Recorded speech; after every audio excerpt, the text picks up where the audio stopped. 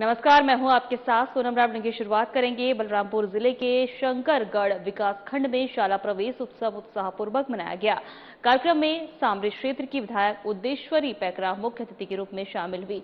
छत्तीसगढ़ शासन के निर्देश अनुसार नए शैक्षणिक सत्र की शुरुआत पर स्कूलों के प्रवेश लेने वाले बच्चों का पुष्पगुच्छ, तिलक और लड्डू खिलाकर स्वागत किया गया। विधायक ने नवप्रवेशी छात्र छात्राओं को शुभकामनाएं देते हुए अभिभावकों से बच्चों को नियमित रूप से विद्यालय भेजने की अपील की और कहा कि यह बच्चे देश के और समाज का भविष्य है, इसलिए उनकी शिक्षा का खास ध्यान देना आवश्यक है। कार्यक्रम में ग्रामीणों में भी उत्साहपूर्वक भाग लिया। इस अवसर पर जनपद अध्यक्ष चिंतामणि भगत, जनपद उपाध्यक्ष शिवशंकर सिंह और बीओ इस्माइल खान, एबीओ विजय कंवर सहित शिक्षा विभागों के कई अधिकारी, जनप्रतिनिधि और बड़ी संख्या में ग्रामीण उपस्थित रहे।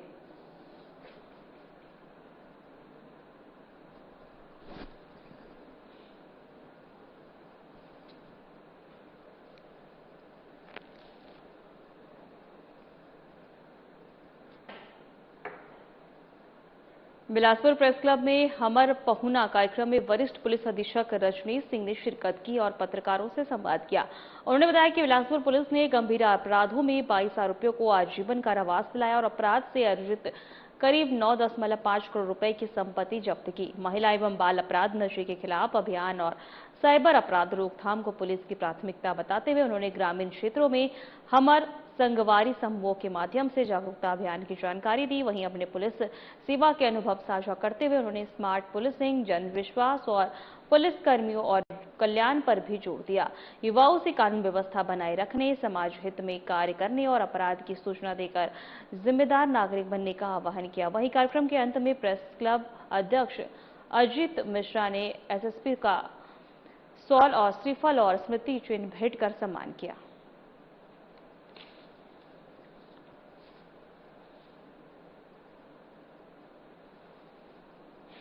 बिलासपुर प्रेस क्लब के हमर पहुना कार्यक्रम के वरिष्ठ पुलिस अधीक्षक रजनीश सिंह ने शिरकत की, पत्रकारों से संवाद किया। बिलासपुर पुलिस ने गंभीर अपराधों में 22 आरोपियों को आजीवन कारावास दिलाया। अपराध में करीब 9.5 करोड़ रुपए की संपत्ति जब्त की। महिला एवं बाल अपराध के नशे और खिलाफ अभियान, साइबर अपराध रोकथाम को पुलिस की प्राथमिकता बताते हुए ग्रामीण क्षेत्रों में हमर संगवारी समूहों के माध्यम से जागरूकता अभियान की जानकारी दी गई।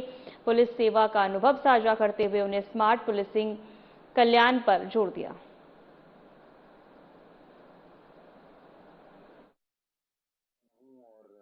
इसको क्राइम प्रोन एरिया जो है अपने सभी थानों के, उसके हिसाब से हम लोग उसको प्लान कर रहे हैं। उसका एक सर्वे कर रही है टीम और उसके बाद ये कर पाएंगे, एक संख्या एग्जैक्ट बता पाएंगे कि कितने कैमरों की हमको आवश्यकता होगी जिसमें कि अपराधी कोई भी बच न पाए। धरसीवा जनपद पंचायत की सामान्य सभा के नकटी गांव का मामला पूरे समय चर्चा का केंद्र बना रहा। इस मुद्दे पर जनपद सदस्यों के बीच तीखी बहस और नोकझोंक देखने को मिली। कुछ सदस्यों ने विरोध प्रस्ताव लाने का समर्थन किया, जबकि अन्य ने इसका विरोध किया। खासकर बात यह रही कि सत्तारूढ़ भाजपा के कुछ जनपद सदस्यों ने अपनी ही सरकार पर, संबंधित अधिकारियों पर कार्यप्रणाली पर सवाल उठाते हुए ग्रामीणों की समस्याओं के शीघ्र समाधान और जिम्मेदार अधिकारियों के खिलाफ कार्रवाई की मांग की। सदस्यों ने चेतावनी दी कि समय रहते उचित कदम नहीं उठाए गए तो ग्रामीणों का आक्रोश बढ़ सकता है। वहीं कुछ जनप्रतिनिधियों ने प्रशासन से शांतिपूर्ण और त्वरित समाधान सुनिश्चित करने की अपील की। बैठक के दौरान इस मुद्दे पर अलग अलग मत सामने आए, लेकिन सभी ने ग्रामीणों की समस्याओं के समाधान की आवश्यकता पर जोर दिया।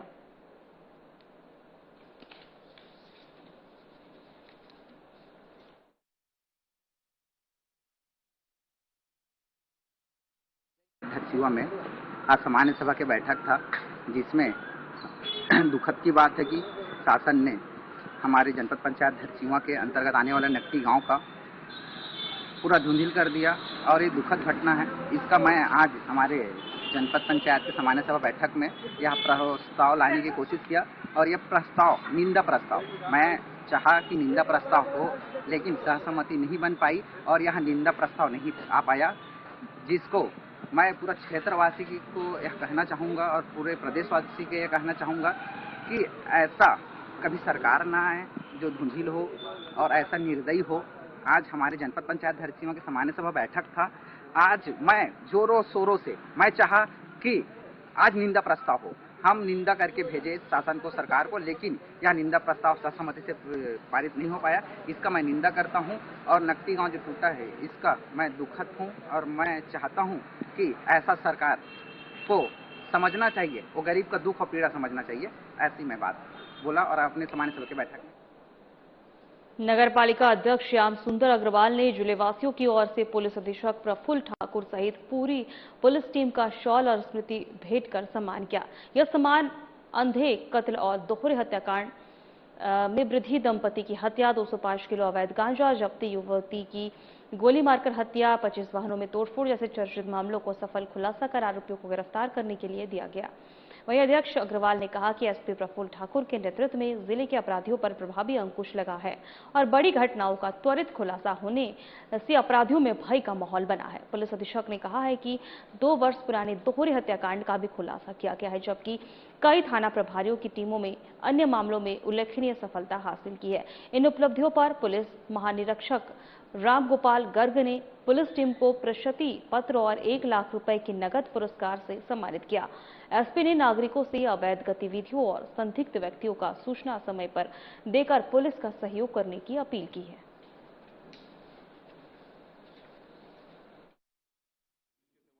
आज शक्ति में यहाँ के प्रथम नागरिक श्याम सुंदर अग्रवाल जी के नेतृत्व में शक्ति जिला के पूरी पुलिस टीम को सम्मानित किया गया है।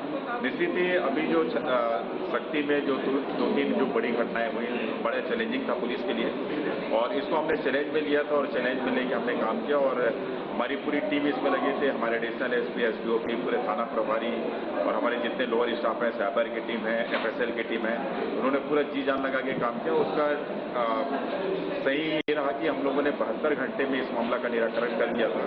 रही सवाल आरोपियों का अरेस्टिंग का, तो उसके लिए हमको थोड़ा सा मशक्कत करना पड़ा क्योंकि वो काफी दूर भाग चुके थे। कुछ लोग पुणे पहुंच गए थे, कुछ लोग जमशेदपुर, उनको भी हम लोगों ने वहां पे जाके अरेस्ट किया।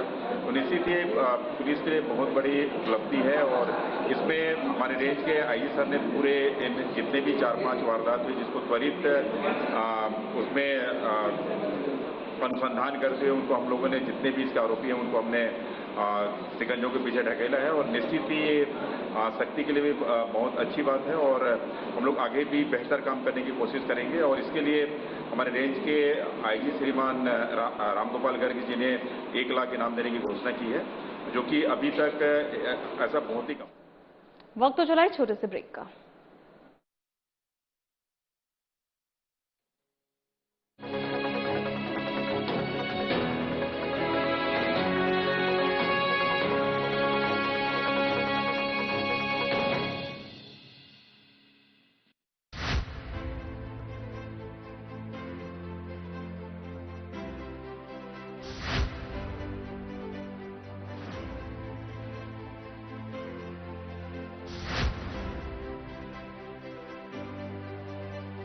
विजन 2047 की बात करते हैं। हाँ, पिक्चर पूरी बाकी है तो बहुत देश को आगे ले जाना है। वो तो ये था कि शतरंज की बिसात बिछाई जाती थी कि किस तरह से बिसात बिछाई जाए कि हम सामने वाले को पटका नहीं दे दें, लेकिन आजकल गूगली फेंका जा रहा है बहुत ज्यादा।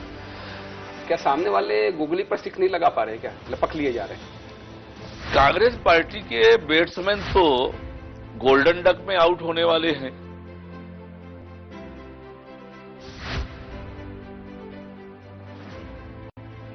दर्शकों के लिए कुछ लाइनें जो आप बता सके, कह सके। चल संगी जुर्मिल कमा बोरे करम खुल गे, पथरा मां पानी ओगराबो, धरती में सोना उपजाबो। 2014 के बाद से भारतीय राजनीति को किस तरह से देखते हैं? 2014 के बाद से इस देश में उन्नति का, तरक्की का, इस देश के लोगों के जीवन स्तर को ऊंचा उठाने का, गांव, गरीब, किसान, युवा, महिलाएं, इनके जीवन में कैसे खुशहाली ला सकती है, अगर ये एजेंडा पहली बार तय किया है तो मोदी जी ने तय किया है।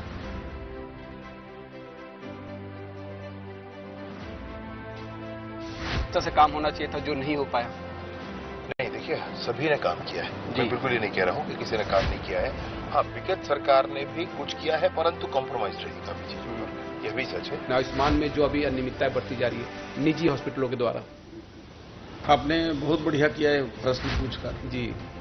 मेरी इससे भावनाएं भी जुड़ी हुई हैं, क्योंकि मैं एक ऐसे क्षेत्र से आता हूं जहां लोगों को बीमार होने के बाद छोटे छोटे टेबलेट्स के लिए मुर्गियां बेचते देखा हूं। कि सत्ता रहे तो संगठन का काम बहुत राह आसान हो जाता है या चुनौतियां और बढ़ जाती है? नहीं नहीं, संतुलन, बेहतर संतुलन के साथ सब काम कर रहे हैं। देखिए, ये कहने को एक वो बन गया है कि सत्ता और संगठन, वरना सत्ता में कौन है बताइए ना। विष्णुदेव साय जी मुख्यमंत्री जी हैं, लगातार अध्यक्ष रहे हैं। महतारी वंदन योजना से मंत्री जी आपने किस तरह का बदलाव देखा महिलाओं के बीच?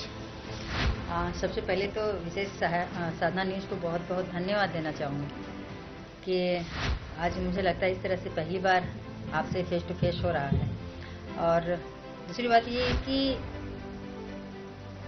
हमारे लिए नहीं, ये तो छत्तीसगढ़ में भारतीय जनता पार्टी की सरकार बनाने में महत्वपूर्ण भूमिका निभाई है महतारी वंदन योजना।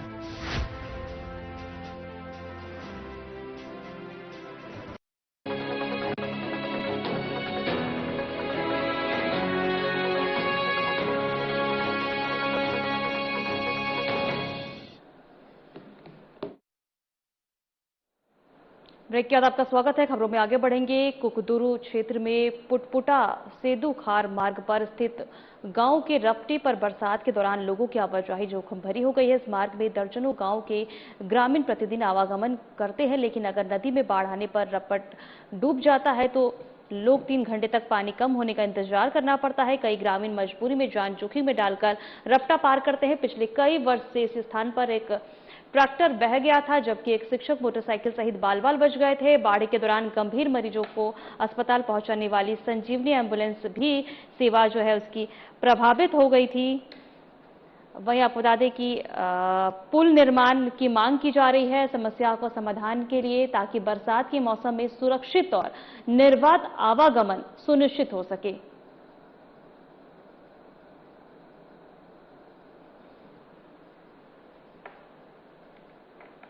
जशपुर के कुनकुरी थाना क्षेत्र में टांगर पानी में भीषण सड़क हादसा हो गया। रामगढ़ से कोरबा जा रही जय बाला ट्रेवल्स की यात्रा बस अनियंत्रित होकर सड़क किनारे बने डायवर्जन में पलट गई। 40 से अधिक यात्री सवार थे। हादसे में 10 से अधिक यात्री घायल हुए। सभी को इलाज के लिए कुनकुरी अस्पताल भेजा गया है। वहीं घायलों में जशपुर निवासी शोभा भंती भगत और उनकी सुपुत्री रीमा भगत भी शामिल हैं। एक महिला की हालत गंभीर होने के लिए बेहतर इलाज के लिए उन्हें हॉली क्रॉस अस्पताल भेजा गया है, भर्ती कराया गया है। सूचना मिलते ही पुलिस और स्थानीय लोगों ने राहत एवं बचाव कार्य चलाकर सभी यात्रियों को सुरक्षित बाहर निकाला है। फिलहाल पुलिस दुर्घटना के कारणों की जांच कर रही है।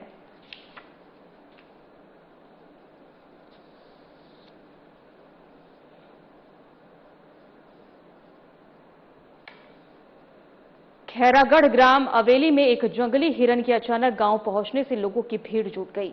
ग्रामीणों के अनुसार कुछ आवारा कुत्ते हिरन का पीछा कर रहे थे। जान बचाने के प्रयास में वह गांव पहुंचकर एक किसान का ब्यौरा में छिप गए।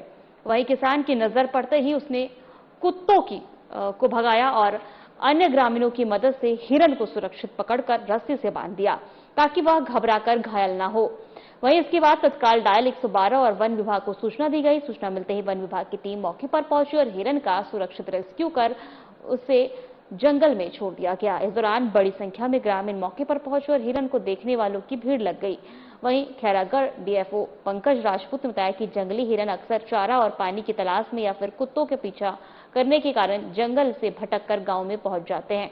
उन्हें लोगों से अपील की ऐसे मामलों में जंगली जानवरों को नुकसान पहुंचाने की बजाय तुरंत वन विभाग को सूचना दें ताकि उनका सुरक्षित रेस्क्यू किया जा सके।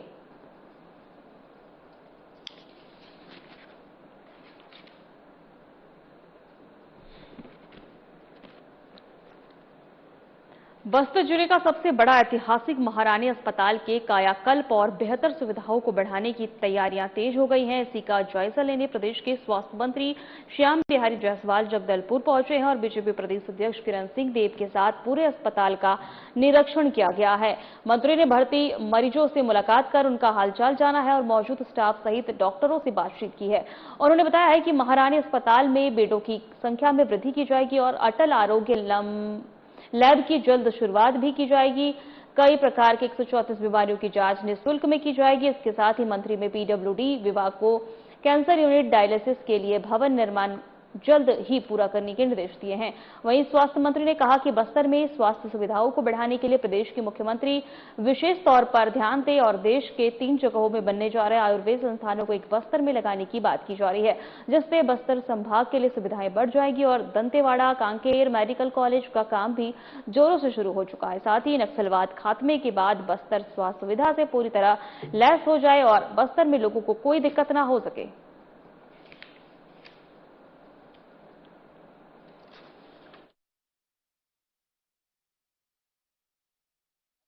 लैब है वो जल्द ही पूरी क्षमता से काम करेगा।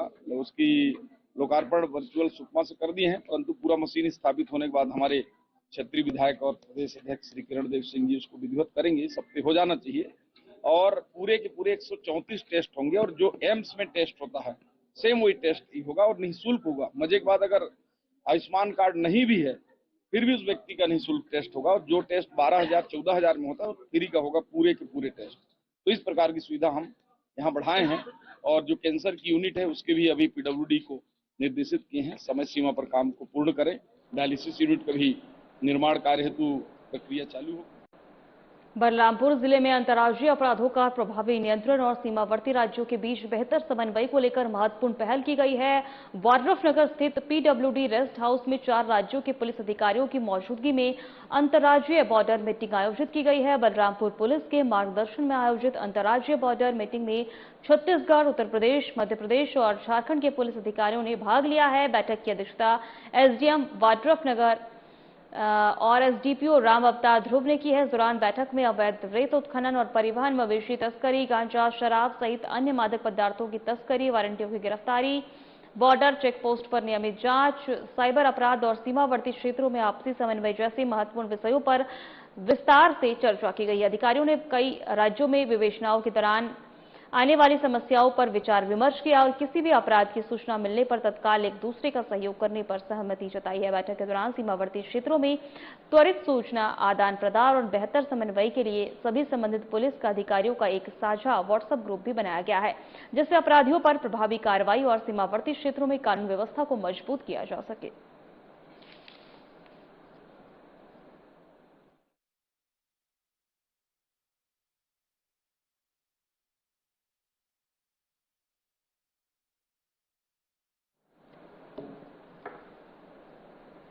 फिलहाल हमारे खास बुलेटिन में इतना ही। नमस्कार।